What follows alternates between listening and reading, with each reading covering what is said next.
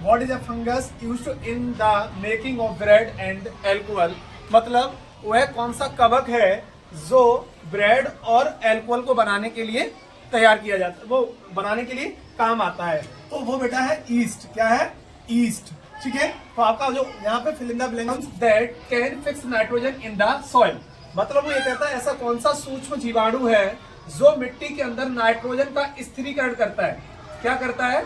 स्थिरीकरण करता है, मतलब उस नाइट्रोजन को बिल्कुल स्थिर करता है। तो बेटा यहाँ पे हमें आपको भरना पड़ेगा रिजोबियम। क्या भरना पड़ेगा? रिजोबियम। वो हमने ऑलरेडी कल आपको बताया था कि नाइट्रोजन को स्थिरीकरण करने के लिए हम लोगों को क्या भरना पड़ेगा? रिजोबियम। ठीक है, नेक्स्ट क्वेश्चन मेरा ये है, वैक्सीन हेल्प, जो टीका होता है वो हमारी सहायता करता है किससे सुरक्षा करने के लिए? बेटा इन्फेक्शन से सुरक्षा करने के लिए। किससे? इन्फेक्शन से सुरक्षा करने के लिए। जो भी संक्रमक बीमारियां होती हैं, जो इन्फेक्शन फैलता है, उसको उससे सुरक्षा करने के लिए उसमें जो मदद करता है वो कौन करता है? टीका करता है, मतलब उसका वैक्सीन करता है। ठीक है ना। नेक्स्ट क्वेश्चन है, वो micro organisms that cause disease are called, मतलब वो जीवाणु जो रोग पैदा करते हैं। माइक्रो ऑर्गेनिज्म का मतलब क्या है? सूक्ष्म जीवाणु। केस डिसीज रोग पैदा करते हैं, उसको बेटा क्या बोला जाता है? हमने बताया था बेटा ना आपको, पैथोजेंस बोला जाता है, रोगजनक बोला जाता है। क्या बोला जाता है?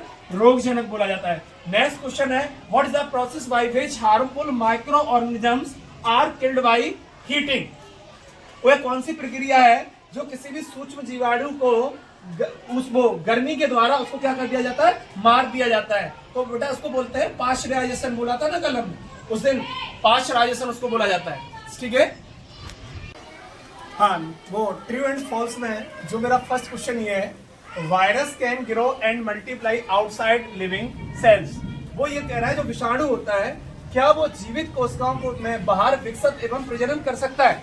मैंने जबकि कल आपको ये बताया था जो वायरस होता है वो होस्ट सेल, किसमें? होस्ट सेल, मतलब मेजबान कोशिका के अंदर हो सकता है, वो बाहर नहीं हो सकता है।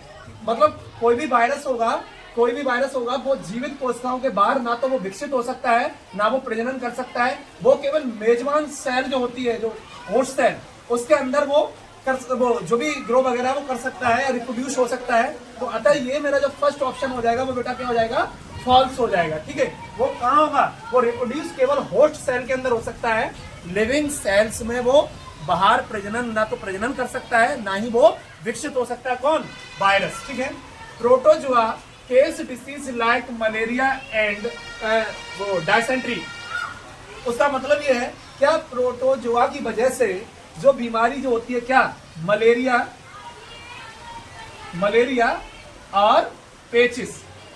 तो बेटा ये ध्यान रखना है, जो बीमारी, देखो मलेरिया कैसे होता है आपको मैंने बताया था, जो प्रोटोजुआ होता है ना वो मेरे कहाँ होता है भाई? वाटर के अंदर होता है। और आप जो भी पानी वगैरह पीते हो, कुछ भी होता है उसके अंदर जो बीमारी होगी उसी की वजह से आपको क्या हो सकता है? तो मलेरिया हो सकता है या फिर डायसेंट्री हो सकता है, मतलब पेचिस हो सकता है। तो ये जो होता है ना, ये तो वाटर में पाया ही जाता है प्रोटोजुआ। तो मैं कह सकता हूँ कि प्रोटोजुआ की वजह से मलेरिया और डायसेंट्री दोनों हो सकता है। और जो सेकंड जो बी क्वेश्चन है उसका जो आंसर होगा वो क्या होगा?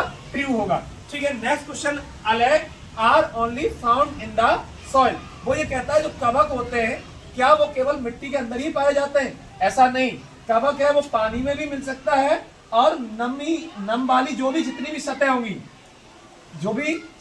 नम वाली, वो भी जो जहां नमी होगी जिन सतह पे, वहां भी हो सकता है। जरूरी नहीं हो केवल जो कवक है वो मिट्टी के अंदर भी हो। तो मेरा इसका ऑप्शन क्या हो जाएगा बेटा?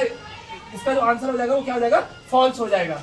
क्योंकि हम कह सकते हैं कवक है वो मिट्टी में ही नहीं होता है, वो पानी में भी हो सकता है और जो नमी जो भीगी हुई सतह होती है वहां भी हो सकता है। तो इसलिए ये क्या हो जाएगा बेटा?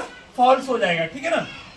अगला क्वेश्चन है, micro organisms are harmful and have no beneficial uses, वो ये कहता है जो सूक्ष्म जीवाणु होते हैं वो हानिकारक होते हैं और वो हमारे लिए कोई भी फायदेमंद नहीं होते हैं। बेटा ऐसा नहीं है, होते हैं। हमने उस दिन कहा था कि ब्रेड बनाते हैं तब भी माइक्रो ऑर्गेनिज्म का जरूरत पड़ता है। मैंने कहा था दही बनाते हैं तब भी बैक्टीरिया का जरूरत पड़ता है। और बैक्टीरिया बेटा क्या होता है भाई? बैक्टीरिया क्या होता है? माइक्रो ऑर्गेनिज्म होता है। तो अगर इसका आंसर क्या हो जाएगा बेटा? ये फॉल्स हो जाएगा। क्योंकि अगर कोई भी माइक्रो ऑर्गेनिजम्स हमारे लिए अगर वो हार्मफुल भी है तो वो हमारे लिए फायदेमंद भी है। दही बनाने के लिए भाई किसका जरूरत पड़ता है? माइक्रो ऑर्गेनिज्म का ही जरूरत पड़ता है, बैक्टीरिया वगैरह का। तो इसका जो आंसर हो जाएगा वो बेटा क्या हो जाएगा? फॉल्स हो जाएगा। ठीक है ना। अच्छा, अगला क्वेश्चन है, east is used in making antibiotics. तो क्या ईस्ट के वजह से, ईस्ट की वो जो भी ईस्ट है उससे हम एंटीबायोटिक्स चीज बनाते हैं? नहीं बनाते हैं। उससे हम केवल ब्रेड वगैरह बना सकते हैं या फिर वो ईस्ट से हम एल्कोहल बना सकते हैं, ठीक है ना। लेकिन हमने उस दिन कहा था जो पेनासिलिन वगैरह ये जो बनते हैं, जो वैक्सीन वगैरह ये बनते हैं रोगों को, इन्फेक्शन को रोकने के लिए, अन्य चीजों वो एंटीबायोटिक के रूप में काम आती है। बट ईस्ट है वो केवल ब्रेड वगैरह जो भी चीजें होती है, जो केवल स्मूथ चीजें बनाई जाती हैं, वो ईस्ट की वजह से बनाई जाती है। तो इसका भी बेटा ऑप्शन हो जाएगा, वो क्या हो जाएगा बेटा, फॉल्स हो जाएगा। तो आपके पास 5 क्वेश्चंस था। Virus can grow and multiply outside living cells. क्या जीवित कोशिकाओं के बाहर जो भी वायरस होता है वो प्रजनन में विकसित होता नहीं होता है, वो केवल कहाँ होता है, होस्ट सेल के अंदर। तो बेटा ये मैंने क्या बताया था, फॉल्स बताया था। Protozoa catch disease like malaria and dysentery. तो प्रोटोजोआ की वजह से जो बीमारी होती है वो मलेरिया एवं डायसेंट्री होती है। भाई प्रोटोजोआ पानी में पाया जाता है और उसकी वजह से ये बीमारी होती है। तो जो बी ऑप्शन है वो मैंने ट्री बताया। Algae are only found in the soil. क्या अलेग केवल मिट्टी में पाया जाता है? ऐसा नहीं, वो पानी में भी पाया जाता है और नम सतह में भी पाया जाता है, ठीक है। Micro organisms are harmful and have no beneficial uses. क्या माइक्रो ऑर्गेनिजम्स केवल हानिकारक है और हमारे लिए उपयोग में नहीं आता? ऐसा नहीं, हमारे लिए फायदेमंद भी है, क्योंकि दही वगैरह बनाने के लिए हम लोगों को माइक्रो ऑर्गेनिजम्स की जरूरत पड़ती है। अतः ये क्या हो जाएगा बेटा, फॉल्स हो जाएगा। East is used for making antibiotics. नहीं, एंटीबायोटिक के लिए हम पेनासिलिन वगैरह बनाते हैं। केवल ईस्ट का उपयोग हम लोग केवल ब्रेड वगैरह एवं अल्कोहल बनाने के लिए यूज करते हैं, ठीक है। तो आपका जो क्लास है वो ऑलरेडी मैंने इसका पीडीएफ आपके व्हाट्सएप ग्रुप पे डाल दिया है। इसको केवल हमने समझाने के लिए इस वीडियो को रिकॉर्ड किया है।